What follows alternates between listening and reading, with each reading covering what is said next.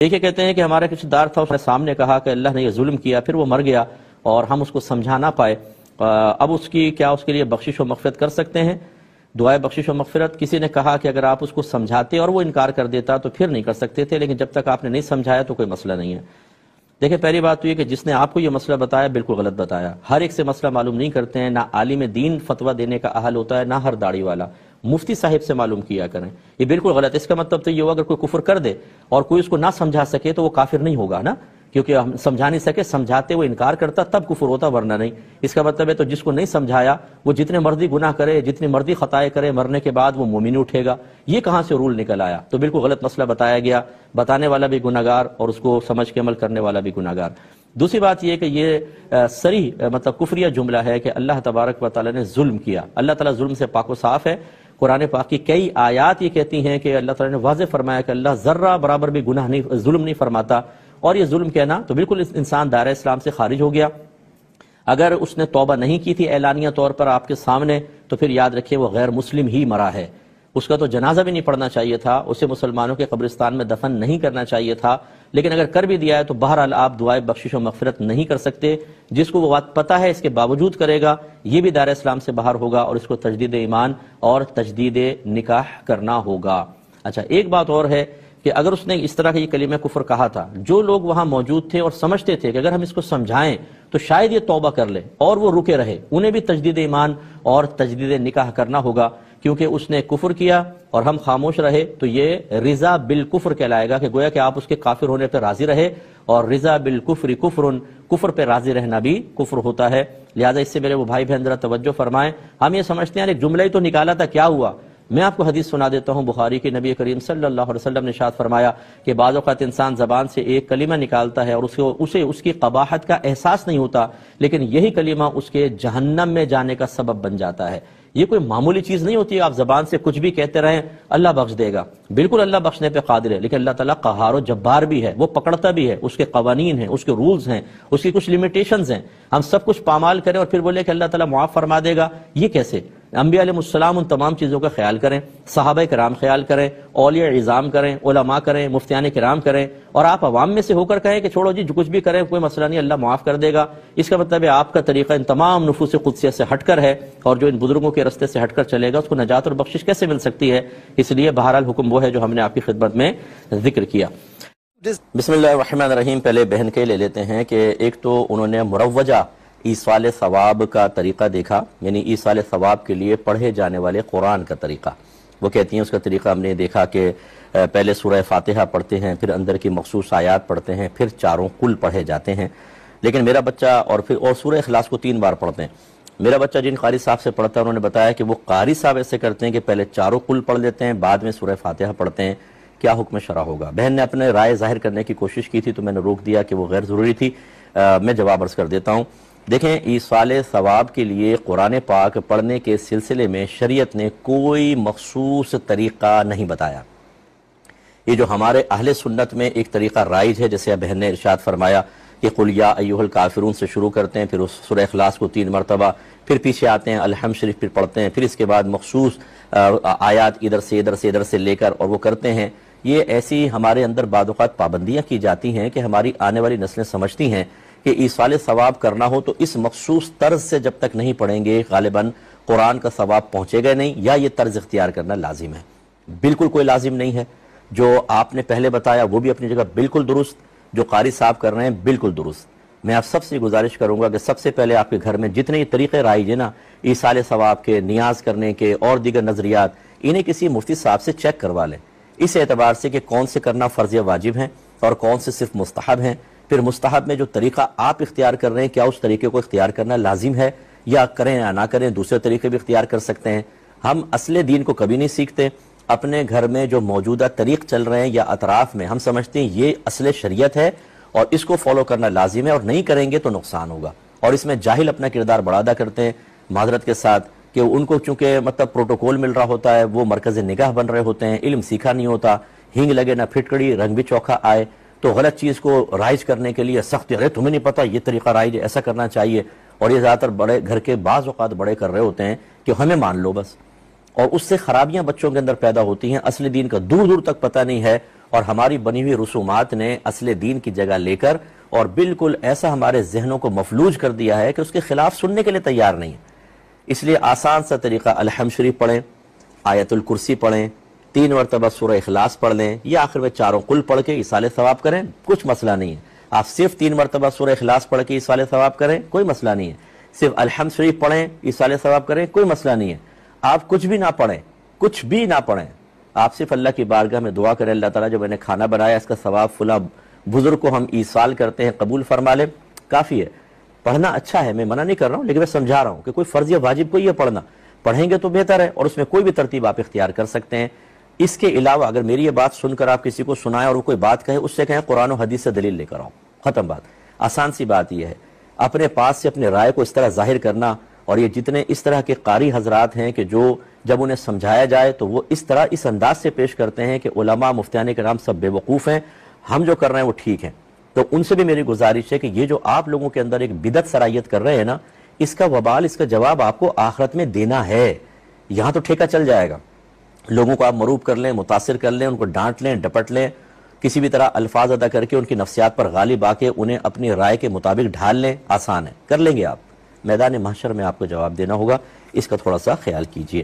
میں نے کہا کہ بعض لوگ ایسے ہوتے ہیں جو قرضہ لے لیتے ہیں اور اس کے بعد دینے کا نام نہیں لیتے ہیں، بار بار چکر لگواتے ہیں، کال اٹینڈ نہیں کرتے ہیں، ایسے لوگوں کے لیے شرعی طور پہ کیا حکم ہے؟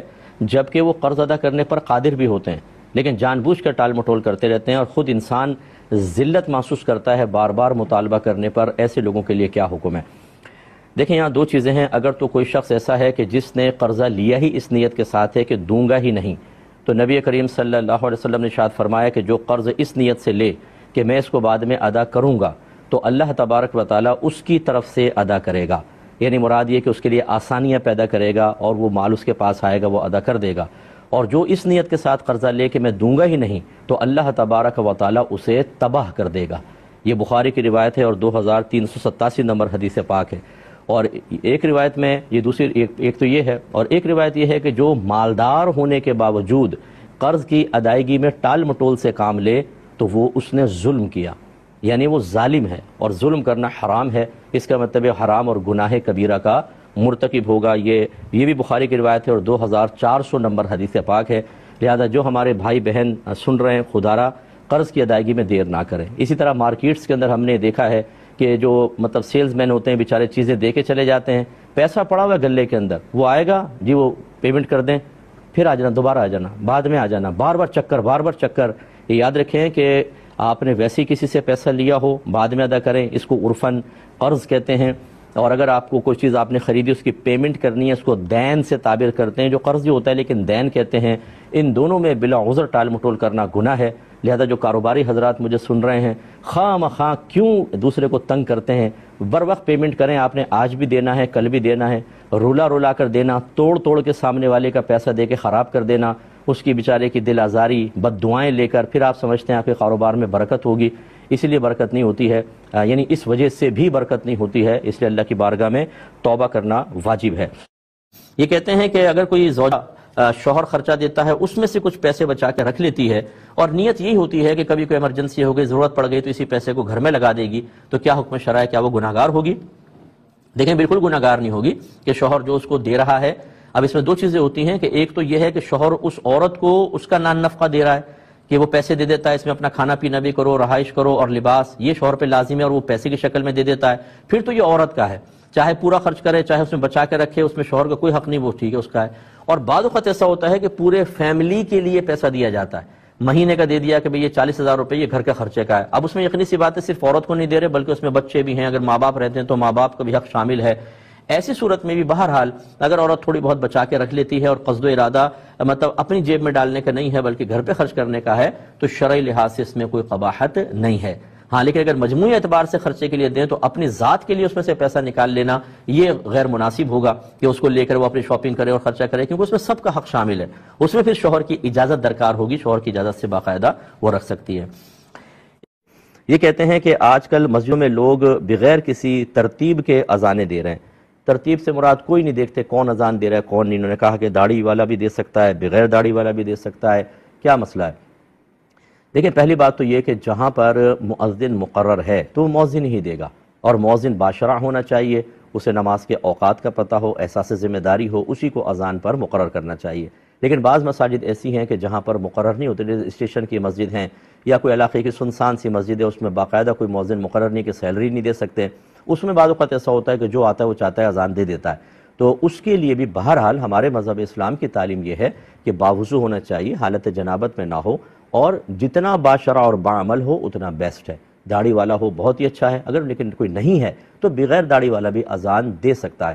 لیکن جہاں داڑھی والے موجود ہوں، جہاں مؤذن مقرر ہوں، وہاں پر کسی ایسے شخص کو کھڑا کر دینا جو اعلانیہ طور پہ کسی بھی جہت سے گناہ کرتا ہو، یہ بالکل غلط ہوتا ہے۔ ایسی جگہ پر اگر وہ اذان دے گا تو یہ اذان واجب الاعادہ کہلاتی ہے، یعنی اس کو دوبارہ دینا لازم ہوتا ہے۔ ایک یہ کویسچن تھا کہ اگر ہم پہلے کسی گھر میں رہتے ہیں تو سنا ہے کہ جو ہمارے مرحومین ہوتے ہیں ان کی ارواح آتی ہیں اور مطالبہ ایصال ثواب کرتی ہیں، دعاؤں کا مطالبہ کرتی ہیں۔ اگر ہم گھر چینج کر لیں تو روحیں کہاں جائیں گی؟ بڑی ٹینشن ہے اس بھائی کو، بے فکر رہیں، ان روحوں کو گھر تک پہنچانے والی ذات اللہ تبارک و تعالیٰ کی، اور ظاہر حدیث میں اس طرح کے مضامین آئے ہیں کہ روحیں آتی ہیں گھر پر اور مطالبہ کرتی ہیں، تو اس لیے ان کا انکار نہ کیا جائے۔ بعض لوگ مذاق اڑانا شروع کر دیتے ہیں۔ جب حدیث کے اندر کوئی چیز آ گئی، چاہے فرض کر لیں کہ آپ کے نزدیک وہ ضعیف حدیث ہے، پھر بھی اس قسم کے معاملات کے اندر ضعیف حدیث کا اعتبار ہوتا ہے، تو اس طرح مذاق نہ اڑائیں۔ علامہ جلال الدین سیوطی صاحب رحمۃ اللہ علیہ کی کتاب ہے شرح الصدور بشرح حال الموتى والقبور، اس کتاب آپ پڑھ کر دیکھیں، بڑی بیسٹ بک ہے امور آخرت اور خصوصاً موت کے بعد کے اور قبر کے احوال وغیرہ کے لیے بہت اچھی کتاب ہے، اور اس میں اس قسم کی حدیثیں موجود ہیں۔ تو خلاصہ کلام یہ کہ جب آپ گھر بدل لیں گے، الہام تو اللہ تعالیٰ فرماتا ہے، وہ ایسے نہیں کہ روحیں بھٹکتے رہیں گی کہاں چلا گیا، تو وہ آپ کے وہاں پہنچ جائیں گی، کوئی ایسا مسئلہ نہیں ہے۔ یہ بہن نے پوچھا تھا کہ پیٹ کا کنارہ اگر 2-3 جگہ سے ٹوٹا ہوا ہو تو کیا اس کو بعد میں استعمال کر سکتے ہیں؟ دیکھیں کر سکتے ہیں، یہ منع نہیں ہوتا۔ بعض کہتے ہیں کپ کا کنارہ ٹوٹ گیا، اس کا استعمال کرنا حرام ہے، نہیں، کر سکتے ہیں آپ، بس اس جگہ سے نہ کریں کہ کٹنے کا اندیشہ ہوتا ہے۔ جیسے پیالے میں کپ میں خاص طور پہ اگر آپ کٹی ہوئی جگہ پہ منہ رکھ کے پی رہے ہو سکتا ہے ہونٹ کٹ جائے، زبان کٹ جائے۔ اسی طرح پلیٹ میں اگر ہاتھ وغیرہ کٹنے کا اندیشہ ہو، لقمہ بھر رہے وہاں سے ہاتھ کٹ گیا، تو اس وجہ سے استعمال کرنا منع ہے۔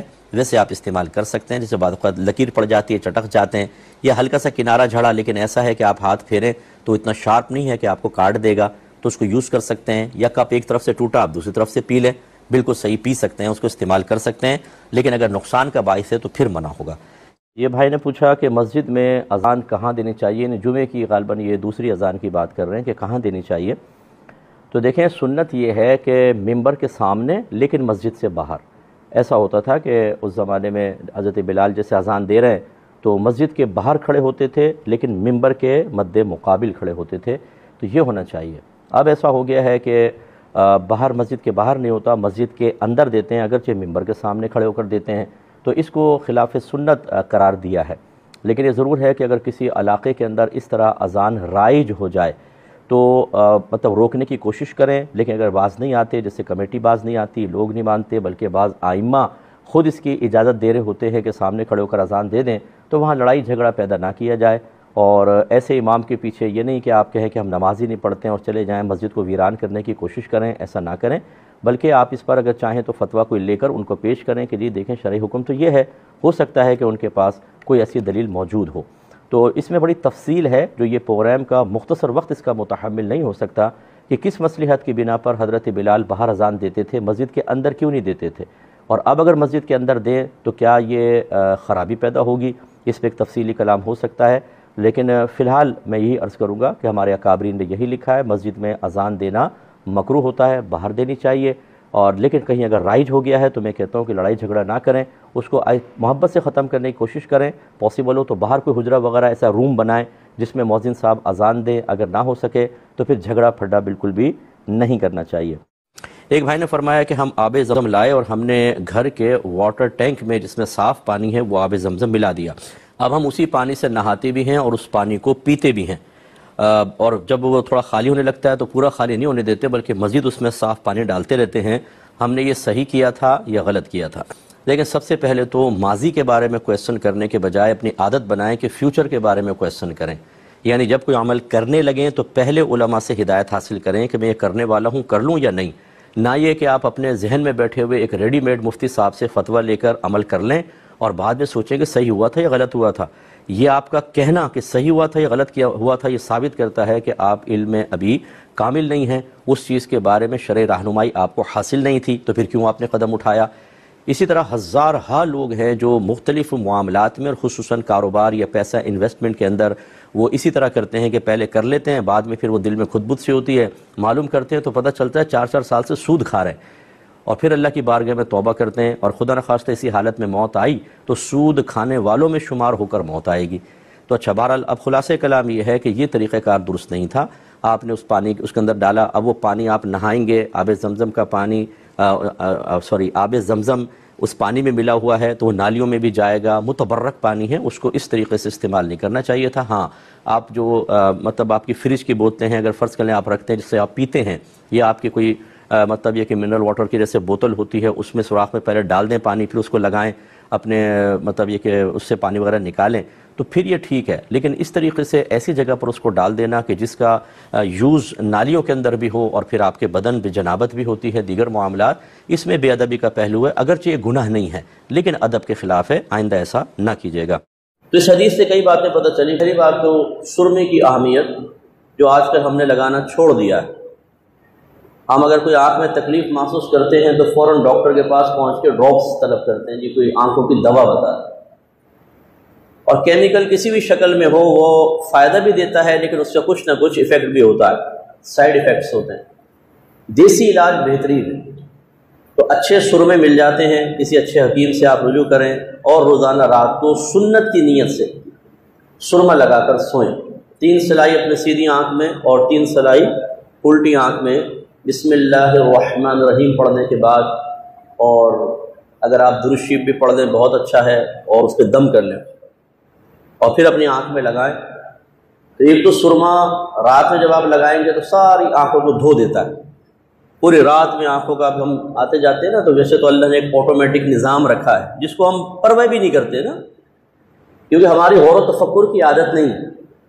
آپ نے دیکھا ہوگا باہر سے آتے ہیں دھوپ میں یوں دیکھتے ہیں تھوڑا سا تو آنکھ میں خود بہت پانی آ جاتا ہے، کوئی گرد چلتی ہے ایک دم آپ یوں کرتے ہیں تو آنکھ میں پانی آ جاتا ہے۔ کبھی سوچا ہے کہ یہ کہاں کون بیٹھا ہوا ہے پیچھے جو ایک دم پانی کے اسپرے مارتا ہے؟ یہ اللہ نے نظام رکھا ہے۔ اگر یہ پانی نہ آئے تو یہ سخت دھوپ جو آپ کی کھال کو جلا دیتی ہے، یہ آنکھ کو نہیں جلائے گی، ختم کر دیتی آنکھ کو۔ لیکن جب آپ یوں آنکھ پلک جھپکاتے ہیں تو ایک آنکھ کے پیچھے ایک آٹومیٹک نظام ہے کہ پانی بھی آتا ہے اور آنکھ صاف ہو جاتی ہے۔ اور اگر زیادہ کچرا گر جائے تو آپ نے دیکھا تیزی سے پانی آنسو نکلنے لگ جاتا ہے۔ اس میں بھی ہمارا ہی کمال ہوگا نا، کہ دیکھو کتنی تیزی سے میرا پانی آ گیا، ہمارا ہی کمال ہوگا۔ ان چیزوں میں آپ توجہ نہیں کرتے کہ اللہ نے کتنا پیارا نظام رکھا ہے۔ سرما ایک بہترین چیز ہے کہ سرما جو ہے یہ جو آنکھوں میں اگرچہ پانی سے کام ہوتا ہے لیکن پھر بھی آپ دیکھیں کچھ دیر بعد آپ یوں صاف کریں گے تو گرد آ جاتی ہے، میل آ جاتا ہے، اس کا مطلب وہ سائیڈ میں جمع ہوتا رہتا ہے، ایسی آنکھ کے نچلے حصے میں جمع ہو جاتا ہے۔ رات کو لگا کر سوئیں، صبح تک آنکھ بالکل صاف۔ اس کے علاوہ جو اچھے سرمے ہوتے ہیں اس سے بینائی بھی تیز ہوتی ہے۔ آج ہمارے اکثر جو ہیں معاملات ایسے ہی ہیں کہ بینائیاں تیزی سے کم ہو رہی ہیں، یہ سرما لگایا کریں، اس سے بہت فائدہ ہوتا ہے۔ اپنے گھر میں لگائیں، بچوں کو لگائیں، چھوٹے بچے پیدا ہوتے ہیں نا گھر میں تو ان کو سرما لگائیں کہ آنکھیں بڑی ہوں، یہ قدرتی مطلب ٹوٹکے ہیں، یہ مطلب گھروں کے سمجھ لیجیے۔ اسی طریقے سے اگر بچی ہو نا، خاص طور پر تو بچے کے بھی کر لیں، سرسوں یہ صلی اللہ علیہ وسلم کھوپرے کا تیل، بچہ سو جائے تھوڑا سا لے کے نا یوں لگائیں پلک، بڑی بڑی پلکیں نکلیں گی اور بڑی خوبصورت پلکیں نکلیں گی۔ یہ عورتیں جعلی پلکیں لگا کے نا شادی بیاہ میں یہ آنکھیں پٹ پٹاتی ہیں تو دیگر جو ہوتی ہیں کہتی ہیں بڑی اچھی لگ رہی ہے، لیکن وہ بھی جانتی ہیں تو جعلی لگا کر آئی ہے پلک، لیکن ایک آنکھوں کی خوبصورتی بن جاتی ہے۔ اور ایک ہوتی ہے قدرتی خوبصورتی کہ آنکھ اتنی پلک لمبی ہوتی ہے اور کرل والی، یہ آرام سے ہم کر سکتے ہیں۔ تو خلاصہ کلام یہ کہ بچوں کو بھی سرما لگائیں، رات کو سونے سے پہلے چیختے چلاتے بہت ہیں بچے، شروع میں لگانے کے لیے تیار نہیں ہو تو سمجھتے ہیں آنکھ میں گھس جائے گی سلائی، لیکن لگائیں، اس سے آنکھیں روشن ہوتی ہیں، بڑی ہوتی ہیں، صاف ستھری آنکھیں ہوتی ہیں۔ اچھا، تو ایک تو یہ سرمے کی افادیت۔ سنا ہے کہ انار جنتی پھل ہے، یہ تو ٹھیک ہے، قرآن سے بھی ثابت ہے۔ اب جو سنا ہے وہ کہتے ہیں کہ ہم نے سنا ہے کہ اس جو بھی ہم انار کھاتے ہیں اس میں ایک دانہ اس جنتی انار کا بھی ضرور ہوتا ہے، تو کیا یہ صحیح ہے؟ جی بالکل غلط ہے، ایسی کوئی حدیث وغیرہ نہیں ہے، ایسی کوئی بات بیان نہیں ہوئی، اور نہ ایسے غیبی امور کو بیان کرنا چاہیے. چاہے آپ یہ کہیں جی میں نے تو سنا ہے، کس سے سنا ہے؟ اوتھنٹک کسی مفتی صاحب نے بیان کیا ہو یا کہیں آپ نے سنا ہو، یہ آپ ایسی چیزیں بالکل نہ بیان کریں. جنتی اگر اس میں دانہ ہوتا تو یاد رکھیں وہ کبھی فنا نہ ہوتا. میرے آقا صلی اللہ علیہ وسلم نے ایک دفعہ سورج گرہن کی نماز پڑھائی. طویل حدیث ہے، مختصر کر رہا ہوں. نماز پڑھاتے پڑھاتے آپ نے ہاتھ اٹھایا، پھر نیچے کر لیا. صحابہ کرام علیہم رضوان نے بعد نماز عرض کیا رسول اللہ آج ہم نے نماز میں ایک الگ ادا کرتے ہوئے آپ کو دیکھا. سرکار نے فرمایا کہ میرے سامنے جنت لائی گئی، مجھے اس میں ایک گچھا نظر آیا. اور کون سے پھل کا تھا یہ اللہ واللہ عالم بالصواب، تو میں نے چاہا کہ اسے تمہارے لیے لے آؤں. پھر میں اس خیال سے باز آ گیا کہ اگر میں لے آیا تو تم کھاتے رہو گے، وہ کبھی ختم نہیں ہوگا. یعنی اس میں فنا نہیں ہے، جنتی نعمتوں میں فنا نہیں ہے. تو اگر انار میں ایک دانہ ایسا ہوتا جو جنتی ہے، وہ دانہ کبھی فنا نہ ہو. کھا لیتے پھر بن جاتا، کھا لیتے پھر بن جاتا. اور یقیناً ایسا نہیں ہے، آپ ہزارہ انار پیٹ میں اتار کے ہضم بھی کر چکے ہیں. تو اس لیے یہ تو پریکٹیکلی طور پہ، فزیکلی طور پر بھی غلط ثابت ہو گیا. تو اس لیے اس قسم کی باتوں کو ہرگز بیان نہ کیا جائے. یہ کہتے ہیں کہ یہ شعر کیسا ہے؟ انسان کو سیرت سے پہچانو، گورے یا کالے سے نہیں. کفر نفرت کفر سے کرو، کفر کرنے والے سے نہیں. یہ شعر صحیح ہے کہ نہیں؟ دیکھیں شعر اپنی جگہ فی نفسی بالکل ٹھیک ہے، لیکن تھوڑی سی اس کی وضاحت کرتا ہوں. پہلے کالر منتظر ہے، کال لیتے ہیں. السلام علیکم. اچھا، یہ جو کویسچن کیا تھا کہ انسان کو سیرت سے پہچانو، کالے گورے یا کالے سے نہیں، یہ مضمون بالکل اپنی جگہ درست ہے کہ ہمیں کسی کی رنگت سے یا کسی کی ذات سے انسان کو نہیں پہچاننا چاہیے، بلکہ دیکھنا ہی چاہیے کہ وہ اللہ تعالیٰ اس کے رسول کی کتنی اطاعت کرتا ہے. اور یہ تو مطلب یہ کہ مذہبی اعتبار سے میں اس کر رہا ہوں، ورنہ لوگ اس کو نہیں دیکھتے. وہ ہمارے ہاں یہ ہے کہ گورے کالے سے نہ پہچانو، کتنا فائدہ پہنچا سکتا ہے اتنا پہچانو، کتنا اس سے مطلب حل کر سکتے ہیں اتنا. ایسا نہیں ہے تو اس کو بھگا دو اور ورنہ اپنے سر پہ بٹھا لو. تو یہ نہیں، ہمیں اصل میں یہ دیکھنا چاہیے کہ وہ اللہ تعالیٰ اس کے رسول کی کتنی اطاعت کرتا ہے. اگر ایک آدمی نمازی ہے، باشرہ ہے، سچ بولتا ہے، وہ دھوکہ دہی نہیں کرتا، وہ لوگ انسانیت سے محبت رکھتا ہے، لوگوں سے محبت کرتا ہے، وہ ان کی خدمت کرتا ہے، تو بہت اچھی بات ہے. یہ چیز ہمیں دیکھنی چاہیے. رنگت وغیرہ کا یہ تو ثانوی حیثیت رکھتی ہیں، بات بالکل ٹھیک ہے. اسی طرح یہ دوسرا جو کہا کہ نفرت کفر سے کرو، کفر کرنے والے سے نہیں، بالکل یہ ہمارے اکابرین کا یہی مقولہ ہے کہ گناہ گار کے گناہ سے نفرت رکھو، گناہ سے نفرت رکھو، گناہ گار سے نہیں. ایسے ہی کفر سے نفرت ہونی چاہیے، کافر سے نہیں ہونی چاہیے. مطلب یہ کہ ہم اس کو حقیر سمجھیں، ہم اس سے ہاتھ ملانا چھوڑ دیں، ہم اس کو بالکل چھوت کی طرح سمجھنا شروع کر دیں. اگر ایسا کریں گے تو وہ دوبارہ اگر وہ اسلام کی طرف کیسے آئے گا؟ وہ آپ کے قریب آ کے اسلام کو قبول کیسے کرے گا؟ وہ کیسے ہدایت کی طرف آئے گا؟ کہنے کا مطلب یہ ہے کہ کفر سے بالکل نفرت ہونی چاہیے، لیکن کافر سے نفرت نہ کریں. لیکن اس کا مطلب ہرگز یہ نہیں ہے کہ آپ نفرت نہ کریں تو بہت زیادہ محبت کرنا شروع کر دیں، آپ دوستی کر لیں. نہ اسلام کی دعوت دے رہے ہیں، نہ خود آپ اسلام پہ چل رہے ہیں کہ وہ متاثر ہو کے اسلام قبول کر لے. جیسے آپ اکثر ہمارے بہت سارے بھائی بہن جو ہوتے ہیں یہ فیس بک کے اوپر غیر مسلمین سے دوستی کیے ہوئے ہیں. میں اکثر سمجھاتا ہوں کہ آپ سے ہو سکتا ہے آخرت میں پوچھا جائے کہ ایک غیر مسلم آپ کے قریب آیا تھا، آپ نے اس کو اسلام کی دعوت دی تھی کہ نہیں، اور اسے اسلام کی تعلیمات سے متاثر کر کے اسلام کے قریب کرنے کی کوشش کی تھی کہ نہیں. یہ الگ ایک مستقل چیز ہے. اس کا مطلب یہ نہیں ہے کہ اگر کافر سے نفرت نہ کرو تو اس کے ساتھ کھاؤ پیو، گھومو پھرو، دوست بناؤ، اس کی بھی اجازت نہیں ہے. صرف ہمارا تعلق ان سے ہونا چاہیے اتنا کہ ضرورت کے تحت ہو، جیسے آفس فیکٹری یا کالج میں ہیں تو ٹھیک ہے، محلے میں ہیں ٹھیک ہے، اور یا پھر آپ اس کو اسلام کی طرف مائل کرنا چاہتے ہیں تو پھر آپ تعلق رکھیں. ویسے دوستی کرنا منع ہوتا ہے. یہ کہتے ہیں کہ اگر کسی شخص کی بیوہ بغیر کسی شرعی عذر کے عدت نہ گزارے تو کیا حکم شرع ہوگا؟ کیا اس سے مردے کو اذیت اور تکلیف ہوتی ہے؟ دیکھیں پہلی بات تو یہ کہ عورت کی عدت قرآن پاک سے ثابت ہے اور بالکل واضح طور پہ ثابت ہے، لہٰذا اس کو عدت گزارنا واجب ہے. نہیں گزارے گی تو گناہ گار ہوگی. اور اتنی دلیری کے ساتھ کہ اگر معاذ اللہ ثم معاذ اللہ وہ حلال سمجھے کہ میرے لیے بالکل حلال ہے تو کفر کا خوف بھی ہو سکتا ہے. لہٰذا ہماری بہنیں یہ عدت گزاریں. اچھا، بعض کہتے ہیں ہماری والدہ 80 سال کی ہیں تو کیا اب بھی عدت گزاریں گی؟ جی بالکل. قرآن پاک نے بیوہ کے لیے یا مطلقہ کے لیے کوئی کنڈیشن نہیں رکھی، چاہے وہ کسی بھی ایج کی ہوں گی، انہیں بہرحال عدت گزارنی ہی ہوگی. اب اگر بغیر شرعی عذر کے نہیں گزاریں گی تو وہی میں نے بتایا تو گناہ گار ہوں گی، اور اگر دلیری کے ساتھ شریعت کا مذاق اڑاتی نظر آئیں تو اسلام سے خارج بھی ہو سکتی ہیں. اب میت کو اس کی وجہ سے اذیت ہوگی کہ نہیں ہوگی، اس میں دو صورتیں ہوتی ہیں. اگر تو شخص نے خود یہ کہہ کر گیا تھا تو میری عدت مت کرنا، میں تمہیں اجازت دیتا ہوں. پہلی بات تو یہ کہ آپ کو کس نے کہا تھا، یہ کس نے آپ کو اتھارٹی دے دی کہ آپ اجازت دیں گے نہیں دیں گے؟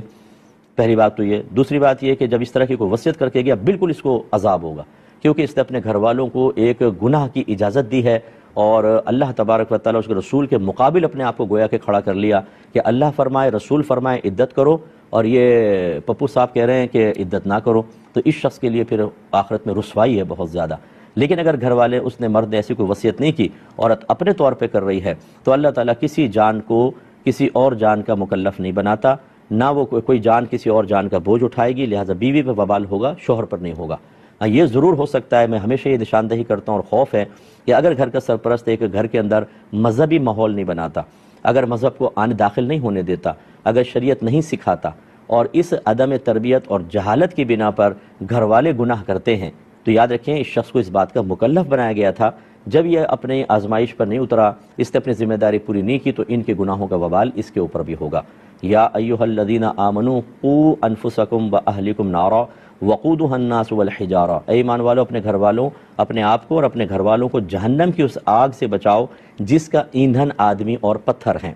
تو علماء نے واضح طور پہ لکھا گھر والوں کو جہنم کی آگ سے بچانے کا مطلب یہ ہے کہ ان کو علم دین سکھائیں، نیکی کا حکم کریں، برائی سے روکیں، فضولیات سے بچائیں، حرام کاموں سے بچائیں، اپنے آپ کو اچھا رول ماڈل بنا کر دکھائیں تاکہ بیوی بچے آپ سے سیکھ کر دین پر اور شریعت پر استقامت حاصل کریں۔ جو اس بات کو نہیں مانے گا، جو قرآن پاک کی تعلیمات کو معمولی سمجھے گا، تو پھر یہ حدیث میں بار بار ذکر کرتا ہوں، ذہن میں رکھیں، سرکار نے فرمایا کلکم راعٍ وکلکم مسئول عن رعیتہ، تم میں سے ہر شخص نگہبان ہے، ہر شخص سے اس کے ماتحت کے بارے میں سوال ہوگا۔ پھر سرکار نے فرمایا مرد سے اس کے بیوی بچوں کے بارے میں کویسچن ہوگا، عورت سے شوہر کے گھر اور بچوں کے بارے میں کویسچن ہوگا، کھڑا کر دیا جائے گا اور اللہ تعالیٰ پوچھے گا بتاؤ گھر والوں کو علم سکھایا تھا، گناہ سے روکا تھا، نیکی کا حکم کیا تھا، نہیں کیا تھا؟ اگر شوہر کے اگر نہیں، تو پھر جتنے مزے ہم نے دنیا میں کیے نا شادی کے بعد، بیوی کھانا بنا رہی ہے، چائے بن کر آ رہی ہے، صاحب کپڑے استری والے مل رہے ہیں، بچے ہیں بیٹا یہ لاؤ یہ کرو اور وہ کرو، ایک حکومت مل جاتی ہے سرپرست کو، تو یہ جو حکومت ہے کل اس کا وبال بہت مشکل ہے کہ اس کا آدمی حساب کتاب دے سکے۔ اللہ سمجھ کی توفیق عطا فرمائے۔ یہ شوکت صاحب نے بڑے پریشان کویسچن کیا کہ آج کل گیس بالکل نہیں آ رہی، تو یہ ایک مشین سے لگا لیتے ہیں جو لائن سے گیس کو سک کر لیتی ہے اور وہ کھانا وانا بنا لیتے ہیں۔ ایک صاحب نے مجھ سے ویسے آفر بھی پوچھا تھا کہ مفتی صاحب پھر 2 گھنٹے کے لیے اگر ہم یہ چلا لیں تو ہمارا کھانا پک جائے پھر بند کر دیں گے، کیا حکم شرع ہوگا؟ ایسے سب بھائیوں کو جواب ہے کہ دیکھیے جب آپ ایسی کوئی مشین استعمال کرتے ہیں جو نالیوں سے گیس کو کھینچتی ہے، تو اگر بیچارے کسی کے گھر میں آنی بھی تھی وہ نہیں آئے گی، جس نے یہ نہیں لگائی کمپریسر نہیں ہے اس کے نہیں آئے گی، اس کا مطلب ہے آپ دوسرے کا حق کھینچ کر خود استعمال کر رہے ہیں۔ اور شریعت اپنی ضرورت کو اس طرح پورا کرنے کو ناجائز کہتی ہے کہ آپ کسی کا حق مار لیں، حق العبد کو مار کے نہیں کر سکتے۔ مثال کے طور پہ اگر کوئی گن پوائنٹ پہ کسی کو کہے نا کہ تو فلاں کو مار ورنہ تجھے مار دیں گے، تو یہ نہیں مار سکتا، یہ کہے مجھے مار دو لیکن میں اس کو نہیں مار سکتا ہوں، کہ اپنی ضرورت کو پورا کرنے کے لیے کسی کی جان لینا حق العبد، یہ شرعن تلف کرنا شرعن جائز نہیں۔ اس لیے یہ ہمارا جواب تو یہ ہوگا کہ یہ جائز نہیں ہے۔ اب آپ کہیں کہ جی پورے محلے نے لگا رکھی ہے، ہم نہ کریں تو مصعب ہمارے تو آئے گی نہیں، اس دلیل سے ایسا لگتا ہے کہ یار اس بیچارے کو بھی لگانی چاہیے۔ میں اکثر جواب پھر یہی دیتا ہوں کہ آپ اگر دوسروں نے بھی لگائی ہوئی ہے تو لگائیں، لیکن اللہ تعالیٰ کی بارگاہ میں توبہ کریں، اور یہ مشیت الہی پر موقوف ہوگا کہ آخرت میں آپ سے اللہ درگزر فرماتا ہے یا اس کی گریب فرماتا ہے۔ اب آپ یہ دیکھ لیجئے، اس سے زیادہ ہم کسی کوئی چیز بیان نہیں کر سکتے کیونکہ یہ حقوق العباد کا معاملہ ہے اور ہم اس میں اجازت نہیں دے سکتے ہیں۔ بس یہی کہہ سکتے ہیں کہ آپ اگر اپنے ثوابدید پہ لگانا چاہیں تو میدان محشر میں دونوں طرح کے معاملات ہو سکتے ہیں، اللہ آپ کا عذر قبول فرما کے معاف کر دے یا سزا دے۔ ایک کویسچن یہ کیا کہ ایک بہن کہتی ہیں کہ میں عالمہ ہوں اور کئی سال ہو گئے میری شادی کو لیکن اولاد نہیں ہے، تو وہ گھر والوں نے بضد ہوئے کہ کوئی روحانی علاج کروائیں۔ اب ہم جہاں جاتے ہیں وہ عجیب و غریب پابندیاں لگا دیتے ہیں، فوتگی والے گھر نہ جانا، کسی زچہ کے پاس نہ جانا، شادی بیاہ جہاں ہو رہی ہے وہاں نہ جانا۔ اب میری ساس جو ہیں وہ اپنے بیٹے کی ان کے شوہر کی دوسری شادی کرنا چاہ رہی ہیں، تو پھر ایک پیر صاحب کا پتہ چلا ہے، ان کے پاس گیا، انہوں نے ایک نئی پابندی لگا دی، انہوں نے کہا کہ کسی بھی شادی شدہ عورت سے گلے نہیں ملنا۔ اب یہ کہتی ہیں کہ میں دین کا کام کرتی ہوں تو عورتیں ملتی ہیں، ملاقات ہوتی ہیں تو ہم گلے ملتے ہیں آپس میں، اب یہ عجیب کنڈیشن لگا دی، کیا حکم شرع ہوگا؟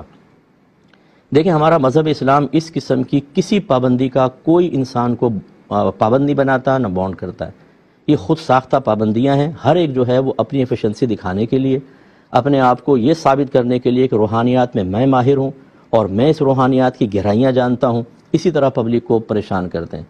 آپ کو کوئی پابندی کی ضرورت نہیں، آپ اس گھر پہ رہیں، کسی کے پاس جانے کی ضرورت نہیں ہے، آپ کثرت سے استغفار کریں، یہ قرآن سے ثابت ہے، کثرت سے استغفار کریں، انشاءاللہ اگر آپ کی قسمت میں اولاد ہوئی تو آپ کو مل جائے گی، ٹھیک ہے نا۔ یہ ازلی فیصلے ہیں اللہ تعالیٰ کہ کس کے اولاد ہوگی، کس کے نہیں ہوگی، کس کے لڑکے ہوں گے، کس کی لڑکیاں، کتنے لڑکے کتنے لڑکیاں، کسی کے کچھ نہیں ہوگا، کسی کو بہت زیادہ اللہ دے گا، یہ تقسیم اللہ کی طرف سے ہے۔ تو اس لیے علاج کروانے کو میں منع نہیں کر رہا ہوں، لیکن ایسے لوگوں سے علاج کروانا جن کو خود شریعت کا نہ پتہ ہو اور وہ شریعت کو پیچھے رکھ کر اپنے آپ کو نمایاں کر کے اپنا نمبر بنانے کے چکر میں ہوں، ایسے لوگوں کے پاس جانے کا کوئی فائدہ نہیں ہے۔ ہمارا مذہب کسی چیز سے منع نہیں کرتا، یہ سب توہم پرستیاں ہیں۔ آپ لوگ ان لوگوں کو خود ان کی حوصلہ افزائی کرتے ہیں اور اپنے آپ کو آزمائش میں ڈالتے ہیں۔ آپ تو عالم ہیں، آپ اپنے گھر والوں کو سمجھائیں کہ بھئی ایسا نہ کریں۔ نبی کریم صلی اللہ علیہ وسلم نے منع نہیں فرمایا، قرآن منع نہیں کر رہا، یہ کہاں سے تم نے پابندیاں نکالی؟ اچھا بتاؤ کہاں سے تو ثابت ہو گئی یہ پابندیاں؟ وہ کئی کلپ میرے پاس آئی، وہ ایک صاحب کہہ رہے تھے کہ میں تمہیں بتا سکتا ہوں کہ گھر میں کون سے اچھے جنات ہیں یا برے جنات۔ پھر وہ کہتے کیا ہیں، اگر بلی نے بچے دے دیے نا گھر میں تو اچھے جنات ہیں، ورنہ نہیں۔ لا حول ولا قوت الا باللہ۔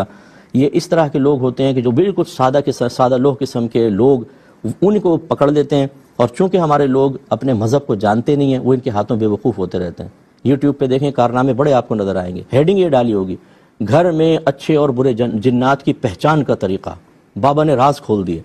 بس جب یہ دیکھیں گے راز کھول دیے، ملینز کے اعتبار سے لوگ اس کی طرف متوجہ ہوں گے۔ اور آپ اگر یہ پوسٹ چلا دیں کہ جی فلاں جگہ درس قرآن ہوگا، درس حدیث ہوگا، درس فقہ ہوگا، لوگوں کو اللہ کے قریب کیا جائے گا، آپ کے 5 سے 10 آدمی ہوں گے بس۔ یہ ہماری ذہنی اور اخلاقی پستی کا عالم ہے۔ اس لیے بہن آپ بالکل بے فکر ہو کے اپنے شوہر کو اپنے اعتماد میں لیں اور یہ طریقہ اختیار کریں۔ کہتے ہیں کہ اگر کوئی مسلمان حقدار تو نظر آئے، یعنی نفلی صدقات کا، لیکن گناہ گار بھی ہو، تو کیا اس کو صدقہ یا زکوٰۃ دینا شرعاً جائز ہے یا نہیں؟ یہ بالکل دے سکتے ہیں، بشرطے کہ وہ واقعی مستحق ہو اور کوئی دوسرا نیک پرہیزگار مسلمان حقدار اس کے مقابل نہ ہو۔ کیونکہ اگر حقدار نیک اور پرہیزگار ہے تو اس کی مدد پہلے کرنی چاہیے، اور اگر وہ نہیں ہے تو پھر گناہ گار کی بھی کر سکتے ہیں، کیونکہ آج گناہوں سے مکمل طور پہ پاک و صاف کسی مسلمان کو ڈھونڈنا یہ بہت ہی مشکل ہے۔ کوئی ناراض نہ ہو، اس کی وجہ بڑی یہ ہوتی ہے کہ ضروری نہیں کہ آدمی جان بوجھ کر گناہ کر رہا ہو۔ جس طرح ہمارا علم دین سے بے رغبتی کا معاملہ ہے، ہر گھر میں ڈیلی سینکڑوں بلکہ ہزاروں گناہ ہوتے ہیں، لیکن ہمیں پتہ ہی نہیں ہوتا کہ یہ گناہ ہے، کیونکہ معلومات نہیں ہوتی۔ جب معلومات نہیں ہوتی توبہ بھی نہیں کر سکتے ہیں۔ اب اگر آپ اس طرح سرچ کریں کہ کوئی بالکل نیک پرہیزگار متقی ملے، تو وہ آپ کے نزدیک تو شاید نیک پرہیزگار متقی ہو سکتا ہے اور اتنا بھی چلو کافی ہے، لیکن کیا شریعت کے نزدیک بھی ہے کہ نہیں، اس کے پیمانہ علم دین ہوتا ہے۔ تو اس لیے بہرحال خلاصہ کلام یہ ہے کہ ظاہراً اگر آپ کسی کو مسلمان اور نیک پرہیزگار متقی سمجھتے ہیں، حقدار ہے، اسے پہلے دیں اور دوسرے کو بعد میں۔ اسی طرح کہتے ہیں کہ یہ جان و مال کا صدقہ جو ہے کہ مدرسے کے گلے میں انہیں بغیر بتائے ڈال سکتے ہیں؟ جی بالکل ڈال سکتے ہیں، کیونکہ نفلی اگر صدقہ ہے، آپ جان و مال کا صدقہ عموماً نفلی نکالتے ہیں، تو یہ انہیں بغیر بتائے بھی دے سکتے ہیں۔ ہاں اگر زکوٰۃ دیں تو وہ گلے میں نہ ڈالیں، وہ ان کو بتائیے، کیونکہ تاکہ وہ زکوٰۃ کا استعمال کا صحیح مصرف، صحیح طریقہ اختیار کریں۔ سید بچے بھی ہوتے ہیں، پھر زکوٰۃ میں تملیک شرط ہوتی ہے، یعنی مالک بنانا۔ اگر آپ ویسی گلے میں ڈال دیں گے تو پرابلم کریٹ ہو سکتی ہے۔ ایک کہتے ہیں کہ جب شیر بچے ہوتے ہیں، بعض وقت گھر میں تقریب وغیرہ ہوتی ہے تو ایک وہ ٹوپی پہنا دیتے ہیں، اس پہ لکھا ہوتا ہے ماشاءاللہ۔ اب بعض اوقات مائیں وہی ٹوپی پہنائے اس کو باتھ روم میں لے جاتی ہیں اور پیشاب وغیرہ کروا رہی ہوتی ہیں، تو کیا یہ صحیح ہے؟ یقیناً دیکھیں ادب کے خلاف ہے۔ جب آپ واش روم میں جا رہے ہیں، چاہے چھوٹا منا ہے، وہ تو مکلف نہیں ہے، آپ ہیں مکلف، تو اس لیے آپ کو ادب کا خیال رکھنا ہوگا۔ اس کو ٹوپی وقتی طور پہ اتار دیں، کیونکہ اس پہ اللہ کا نام لکھا ہوا ہے۔ واش روم میں جاتے ہوئے ایسی ٹوپی لے جانا ادب کے خلاف ہے، تو لہٰذا اس کا خیال رکھیں۔ فقہا نے واضح طور پہ لکھا کہ اگر کوئی لڑکے کو، یعنی چھوٹا بچہ لڑکا ہو، اسے سونا پہنائے گا تو پہنانے والا گناہ گار ہوگا، کیونکہ وہ لڑکا ہے۔ ویسے تو نبی کریم صلی اللہ علیہ وسلم نے سونے کو اور ریشم کو اپنی امت کے مردوں پر حرام قرار دیا ہے، اور اس سے مراد بالغ مرد ہیں، اور یہ بھی نابالغ ہے، لیکن آپ تو بالغ ہیں۔ اگر کوئی بہن پہناتی ہیں سالگرہ کے اندر یا کیسے بھی سونے کی انگوٹھی لڑکے کو پہنائیں گی تو گناہ گار ہوں گی۔ تو جب یہ بچے کے معاملے میں احتیاط، اسی طریقے سے دیگر معاملے میں بڑے مکلف ہوتے ہیں۔ جیسے کہ آج کل آپ مزارات پر دیکھیں، ہم اس کے سخت مخالف ہیں کہ قبور کو سجدہ کیا جائے۔ ویسے تو عام مسلمان نہیں کرے گئے، جاہل قسم کے لوگ جو ہوتے ہیں نا وہی کرتے ہیں، اور ان کے قول و فعل کا کوئی اعتبار نہیں ہے، لیکن کرتے ہیں کبھی کبھار کہیں نہ کہیں، تو یہ ان کا اپنا ذاتی فعل ہے۔ ہمارے نزدیک قبر کو سجدہ کرنے کی 2 حیثیتیں ہیں، شرعی حیثیتیں، یا تو وہ کفر ہے اور یا پھر حرام اور گناہ کبیرہ ہے۔ کفر اس طریقے سے ہے کہ اگر کوئی صاحب قبر کو لائق عبادت سمجھ کر اور پھر اس کو سجدہ عبادت کرے گا تو یہ صرف اللہ تعالیٰ کے لیے ہی ہو سکتا ہے۔ اگر غیر اللہ کو کریں گے تو شرک کا ارتکاب ہوگا، تو یہ دائرہ اسلام سے خارج ہو جائے گا۔ اور اگر اس کو لائق تعظیم سمجھ کر کرتا ہے، لائق عبادت نہیں، بس یہ کہ بھئی یہ تعظیم کے لائق ہے، اب سجدہ کیا، یہ سجدہ تعظیمی کہلاتا ہے، اور سجدہ تعظیمی غیر اللہ کو کرنا یہ اب ہماری شریعت میں حرام اور گناہ کبیرہ ہے۔ اس کا مطلب یہ ہوا کہ جب اس سجدے کی دو حیثیتیں بن سکتی ہیں کہ یا یہ کفر ہے یا حرام اور گناہ کبیرہ ہے، اور یہ دونوں موقوف ہیں نیت پر۔ اگر ایک آدمی آپ کے سامنے جھکا ہوا ہے، کس نیت سے جھکا ہوا ہے آپ کو مجھے نہیں پتا، اب اگر ہم اس سے پوچھیں میں تمہاری کیا نیت ہے اور وہ اپنی نیت کو ظاہر کرے کہ میں سجدہ عبادت کر رہا ہوں تو ہم یہ حکم لگائیں گے، اور اگر وہ کہے میں سجدہ تعظیمی کر رہا ہوں تو پھر یہ حکم لگائیں گے۔ تو معلوم ہوا کہ موقوف ہے سامنے والی کی نیت پر۔ اب یہ مطلب ایک ظلم عظیم ہے کہ کسی کی نیت معلوم کیے بغیر اپنی طرف سے ایک صورت کو متعین کر کے اور کسی کو کافر و مشرک قرار دینا، شریعت اس کو شدید ناپسند کرتی ہے۔ یہ غلط ہے، بالکل ایسا نہیں ہونا چاہیے۔ اگر کوئی ایسا کر بھی رہا ہے اسے پیار محبت سے منع کیا جائے، اور اگر آپ کوئی حکم جاری کرنا چاہتے ہیں کہ بھئی یہ کفر ہے یا حرام ہے یا گناہ کبیرہ ہے تو پھر اس کی نیت معلوم کریں گے، کیونکہ غیب کا علم اللہ تبارک و تعالیٰ کو ہی ہے یا اس کی عطا سے انبیاء علیہم السلام کو ہوتا ہے۔ اور یقینی سی بات ہے کہ نہ ہم دعوی دعوی خدا بندی کرتے ہیں اور نہ ہم دعوی نبوت کر سکتے ہیں، نہ ہم خدا ہیں نہ نبی ہیں، تو پھر ہمیں کیسے اطلاع ہو جائے گی؟ اور اب جب اطلاع نہیں ہے پوشیدہ امور پر تو بغیر اطلاع پائے کس طرح ہم جرأت کر سکتے ہیں کہ ایک آدمی اگر قبر کو سجدہ کرے تو فوراً ہم اس کو مشرک کہہ دیں؟ ایسا ہرگز نہیں کرنا چاہیے، یہ ظلم عظیم ہے۔ میں کبھی کبھی سمجھانے کے لیے عرض کرتا ہوں کہ فرض کر لیں کہ جمعے کی نماز ہو رہی ہے، نماز ختم ہوئی، ایک آدمی کھڑا ہو گیا اور وہ کہتا ہے کہ آپ سب جو ہیں وہ دار اسلام سے خارج ہو گئے، سب تجدید ایمان کریں، تجدید نکاح کریں۔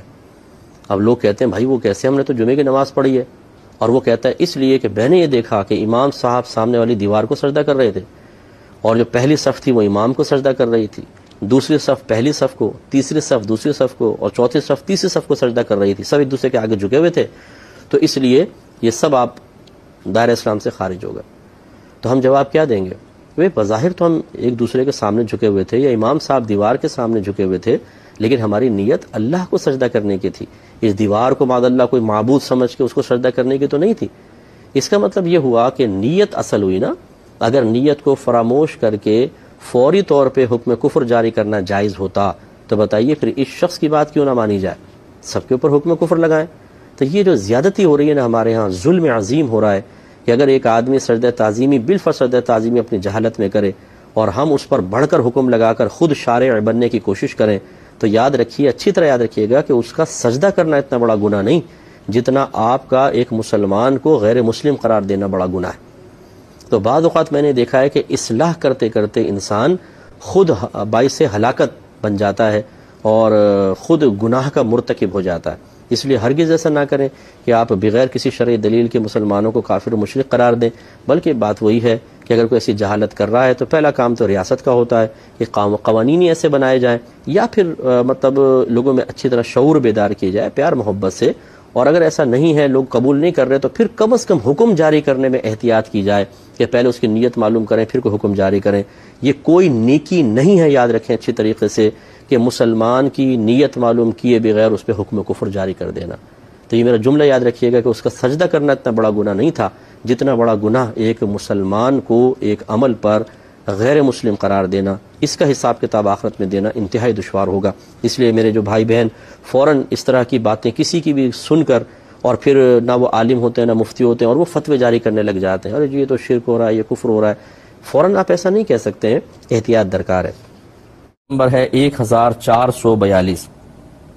حضرت ابو ہریرہ رضی اللہ تعالی عنہ اس کے راوی ہیں، نبی کریم صلی اللہ علیہ وسلم ارشاد فرماتے ہیں کہ ہر دن جس میں بندے صبح کو اٹھتے ہیں تو اس دن میں 2 فرشتے نازل ہوتے ہیں، ان میں سے ایک فرشتہ دعا کرتا ہے کہ اے اللہ تیری راہ میں خرچ کرنے والے کو اس کا بدل عطا فرما، اور دوسرا اس طرح دعا کرتا ہے کہ اے اللہ بخل کرنے والوں کے مال کو ہلاک کر دے۔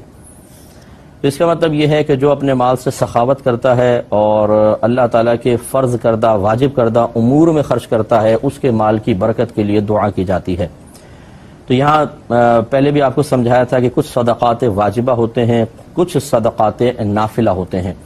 صدقات واجبہ جیسے زکوٰۃ ہے، فطرہ ہے، اسی طرح قربانی بھی اس میں آپ لے لیجئے، اور صدقہ فطر ہوتا ہے، یا کچھ کفارے ہم پہ لازم ہو جاتے ہیں جن کو مال کی شکل میں ادا کیا جاتا ہے۔ تو یہ سب خرچ کرنا ہم پر واجب ہے۔ اس میں اگر کوئی شخص خرچ کرتا ہے تو اجر و ثواب پائے گا، اور اس میں بخل کرے گا تو یہ وعید ہے کہ جو اللہ تبارک و تعالیٰ کی طرف سے مقرر کردہ جو صدقات واجبہ ہیں ان میں بھی کچھ خرچ نہ کرے تو اللہ تعالیٰ اس کے مال کو ہلاک کر دے۔ دوسرے ہوتے ہیں صدقات نافلہ، یعنی جو ہم پر واجب نہیں ہیں، بس اللہ تعالیٰ نے اجازت دی ہے، بلکہ اس کی فضیلت بیان کی ہے، نبی کریم صلی اللہ علیہ وسلم نے اس کے فضائل ذکر کیے ہیں۔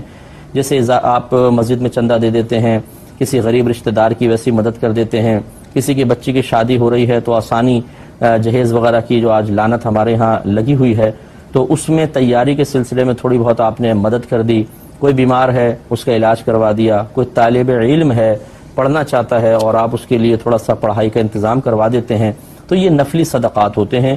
اچھی طرح یاد رکھیں کہ نفلی صدقات کے لیے فضیلت تو ہے لیکن ان کے نہ کرنے پر کوئی وعید نہیں ہے۔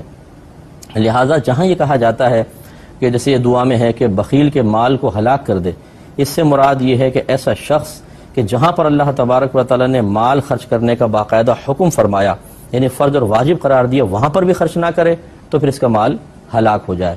یہ نہیں ہے کہ ایک شخص زکوٰۃ ادا کرتا ہے، فطر ادا کرتا ہے، کفارے لازم ہو جائیں، یا حج عمرے کے دوران کوئی دم وغیرہ لازم ہوا فوراً اس نے ادا کر لیا، لیکن نفلی خرچہ بالکل بھی نہیں کرتا، نفلی صدقات نہیں کرتا، تو اس وعید کا شکار نہیں ہوگا۔ اچھی طرح یاد رکھیں، اگر کوئی شخص آ کے کہتا ہے جی چندہ دے دیں مسجد کے لیے، اور سامنے والا سیٹ کہتا ہے بھائی میں تو نہیں دیتا ہوں، بس میں زکوٰۃ فطر ادا کرتا ہوں، اب کوئی اگر خدا نہ خواستہ اس کو زد و کوب کرے، ٹارچر کرے، یا یہ حدیث سنائے کہ یار بڑے بخیل آدمی ہو، دیکھیں بخیل کے لیے تو یہ سزا ہے، تو سمجھ لیجئے کہ وہ مقصود رسول صلی اللہ علیہ وسلم کو بدل رہا ہے۔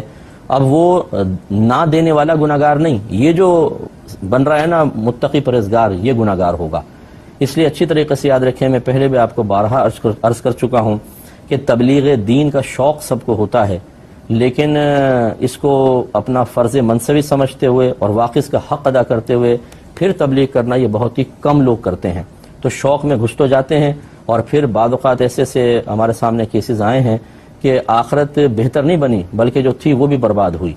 وہ اسی طریقے سے کہ اپنے پاس سے تشریحات نکال کر جو آیات کفار کے لیے بیان ہوئیں وہ مسلمانوں کے لیے بیان کر رہے ہیں، جس میں نبی کریم صلی اللہ علیہ وسلم کچھ اور کسی گروہ کو مخاطب فرما رہے ہیں، اس کا مخاطب بنا دیا سادہ لوہ مسلمانوں کو۔ تو یہ جو تبلیغ کرنے والا بعض اوقات ہوتا ہے، کوئی مبلغ ہوتا ہے، کوئی بھی ہوتا ہے، تو اگر اس کو زیادہ علم نہیں ہوتا تو وہ صرف اپنا روب جمانے کے لیے، سامنے والے کو متاثر کرنے کے لیے، اور جب ہم کوئی وعید بیان کرتے ہیں تو سامنے والے کے چہرے پہ تھوڑا سا خوف نظر آتا ہے، وہ گھبرائے نظر آتا ہے، اس سے بھی نفس کو ایک لذت اور مزہ حاصل ہوتا ہے کہ میری گفتگو کا اثر ہو رہا ہے سامنے والے پر، یہ چیز بھی ایک نفس میں لذت پیدا کرتی ہے۔ تو لہٰذا اس لذت کے حصول کے لیے پھر بڑھا چڑھا کر بات کو بیان کرنا جو اللہ کا مقصود نہیں، اس کے رسول کا قصد و ارادہ نہیں، اس کو اللہ تعالیٰ اور اس کے رسول کا مقصود بنا کر پیش کرنا کہ اللہ یوں کہنا چاہتا ہے، رسول یوں کہنا چاہتے ہیں، ارے بھائی یہ بہت ہی سخت جرم ہے۔ اللہ تعالیٰ نے قرآن میں فرمایا اس سے بڑھ کر ظالم کون جو اللہ کی طرف ایسی بات منسوب کرے جو اللہ نے نہیں کہی، اس سے بڑھ کر ظالم کون جو اللہ کی طرف جھوٹ کی نسبت کرے۔ اور یوں ہی نبی کریم صلی اللہ علیہ وسلم نے ارشاد فرمایا کہ جس نے مجھ پر جان بوجھ کر جھوٹ منسوب کیا وہ اپنا ٹھکانہ جہنم میں بنا لے۔ تو اب یہ یہاں پر اگر یہ جہالت میں کہہ رہا ہے، اور جب اس سے پوچھا جائے کہ بتاؤ اس کی دلیل کیا ہے جو تمہیں تشریح بیان کر رہے ہو، اور وہ کہے کہ نہیں میں نے تو بس ویسے ہی جوش میں کر دی، اور یا میں نے سوچا شاید یہ بھی مطلب ہوگا، تو بھائی یہ شاید کا مطلب کیا ہے؟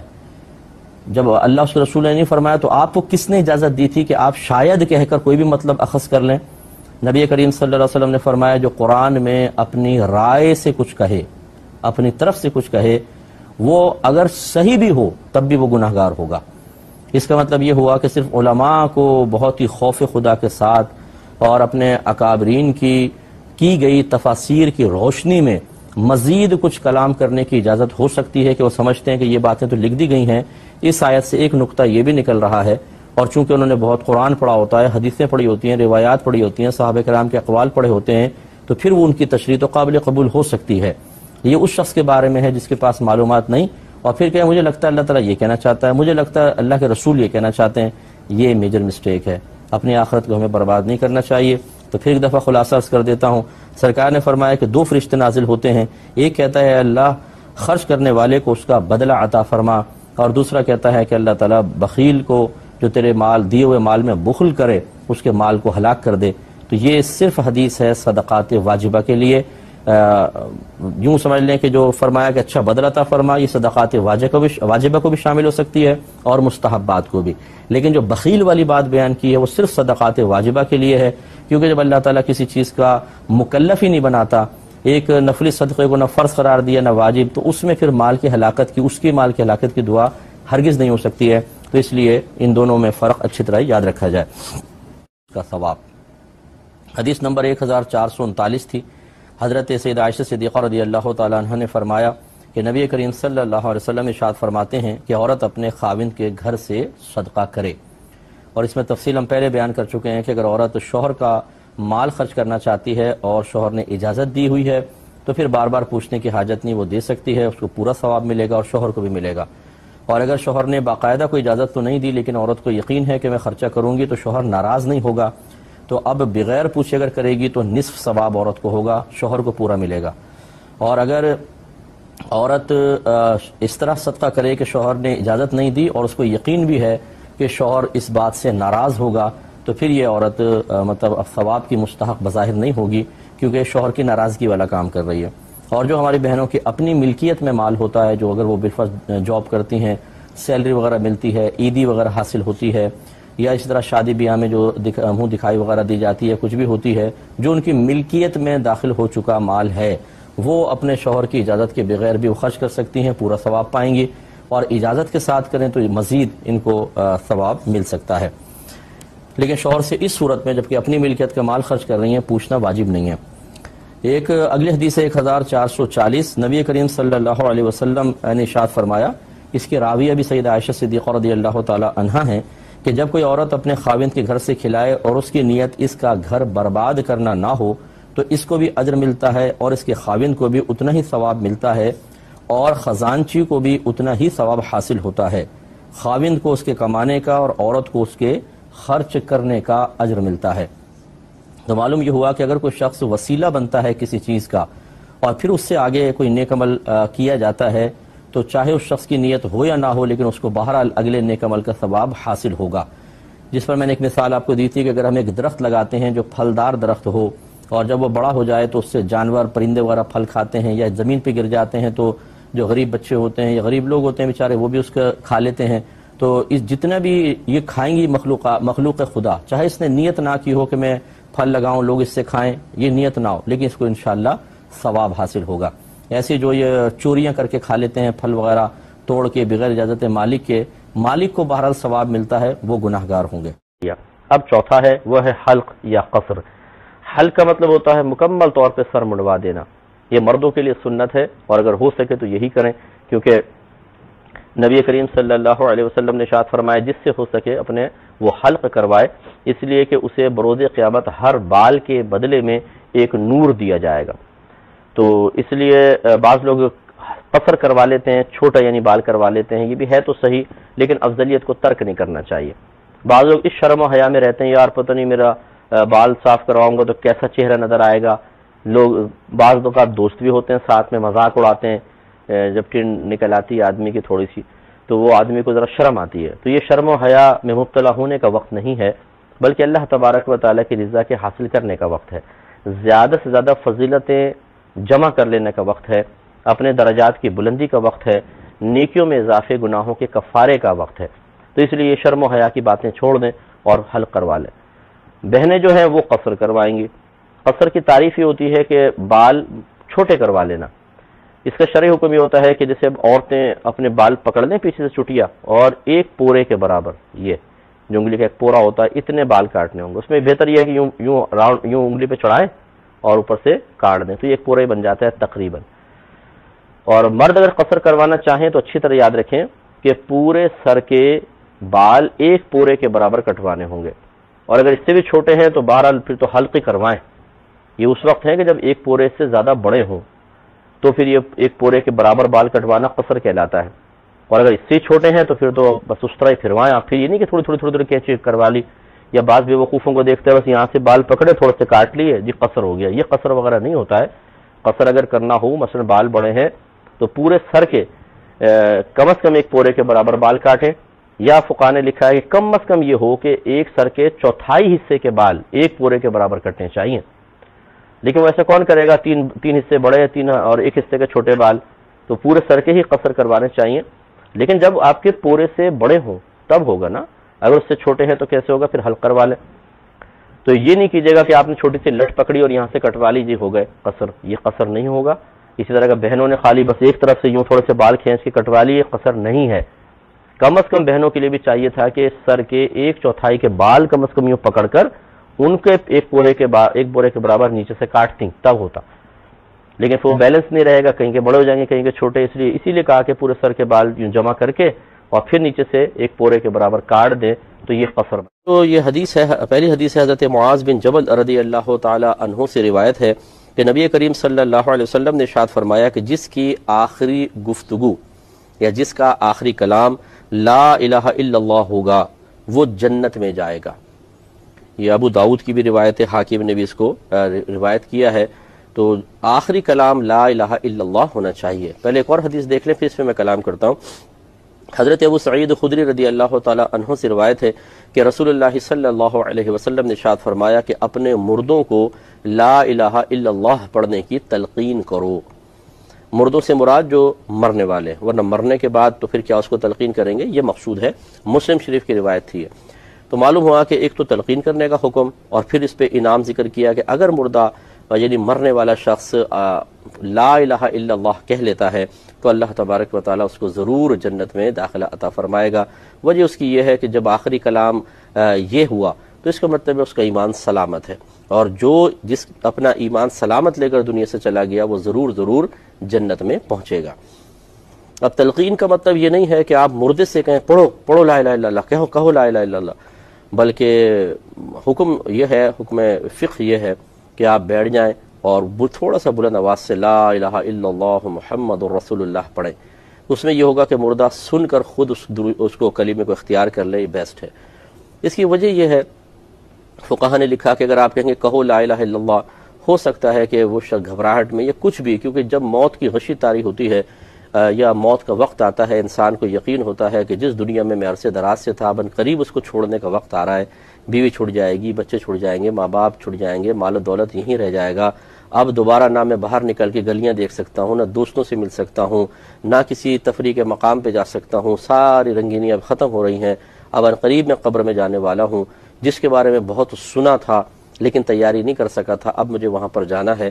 تو یہ تیاری کا احساس، کہ عدم تیاری کا احساس کہ میں تیاری نہیں کر سکا، وہاں پہ کیا ہوگا، یہ تمام چیزیں مل کر انسان کے قلب میں گھبراہٹ پیدا کر دیتی ہیں، ایک دہشت سی طاری ہوتی ہے، ذہن حاضر نہیں رہتا. تو فقہ فرماتے ہیں یہ ہو سکتا ہے کہ آپ نے کلمہ پڑھو اور وہ انکار کر دے، اور یہ قطعاً غیر مناسب ہے.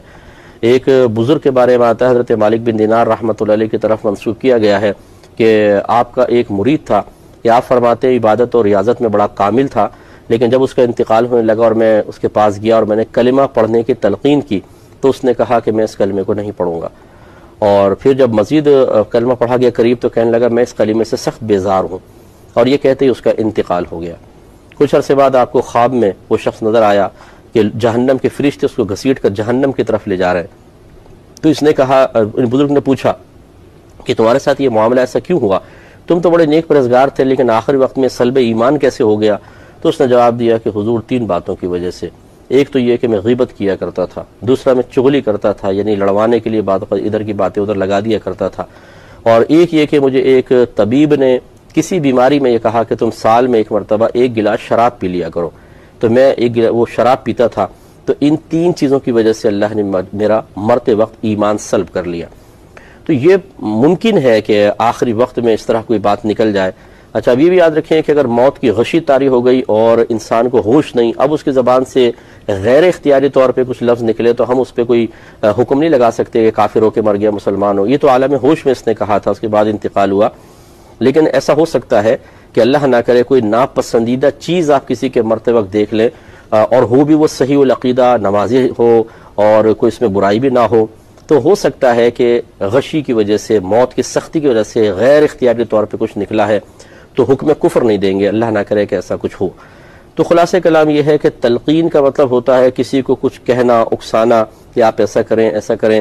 لیکن یہاں پر تلقین کا یہی مفہوم فقہا نے عافیت کے ساتھ اور احتیاطی بیان فرمایا کہ آپ یہ نہ کہیں کہ کہو، بلکہ اس کے پاس پڑھیں کہ مردہ خود سن کر اس کو پڑھ دے، اور فرمایا کہ جب وہ پڑھ دے تو پھر اس کے بعد مزید کوئی بھی بات نہ کریں، خاموش ہو جائے، کیونکہ جیسے نبی کریم صلی اللہ علیہ وسلم نے فرمایا کہ جس کا آخری کلام لا الہ الا اللہ ہوگا وہ جنت میں جائے گا۔ تو ایسا نہ ہو کہ کلمہ پڑھ لیا اب آپ پھر باتوں میں لگا لیں اس کو، تو وہ آخری کلام تو نہ ہوا۔ اس لیے ضروری ہے کہ آخری کلام، یعنی بہتر ہے، ضروری سے مراد کوئی فرض یا واجب نہیں ہے، بہتر ہے کہ اس کے آخری کلام لا الہ الا اللہ ہونا چاہیے۔ اب ہمارے ہاں تو کہتے ہیں جی جلدی سے وصیت لکھوا لو، اس سے پوچھ لو کہ مکان کے کاغذات کہاں رکھے ہوئے ہیں، ارے اس سے پوچھو کوئی اکاؤنٹ وغیرہ اکاؤنٹ ہم سے چھپا کے تو نہیں بنایا ہوا تھا، ایسی ایسی باتیں اطراف میں ہوتی ہیں، اس بیچارے کو کیا کلمہ یاد آئے گا۔ یعنی لوگ جو ہیں وہ اس مرنے والے کے اوپر توجہ نہیں کرتے ہیں، بلکہ پیچھے رہ جانے والوں کی طرف مکمل طور پہ توجہ ہوتی ہے، بولتے ہیں یہ تو گیا، اب اس کے ہم تو یہاں ہیں بھائی، اس کے تو حساب کتاب کر لیں، اپنی تو فکر کر لیں۔ ایسے سے یعنی بے حس لوگ بھی نظر آتے ہیں اس معاشرے میں، یہ غلط رویہ ہے۔ تو ہو سکے تو ضرور اپنے مرنے والا کا کوئی آپ کے قریب میں ہے تو اس کو لا الہ الا اللہ کی تلقین کریں۔ اللہ تبارک و تعالیٰ سے دعا ہے کہ جو کچھ سنا اس پر عمل پیرا ہونے کی توفیق عطا فرمائے۔ وآخر دعوانا ان الحمد للہ رب العالمین۔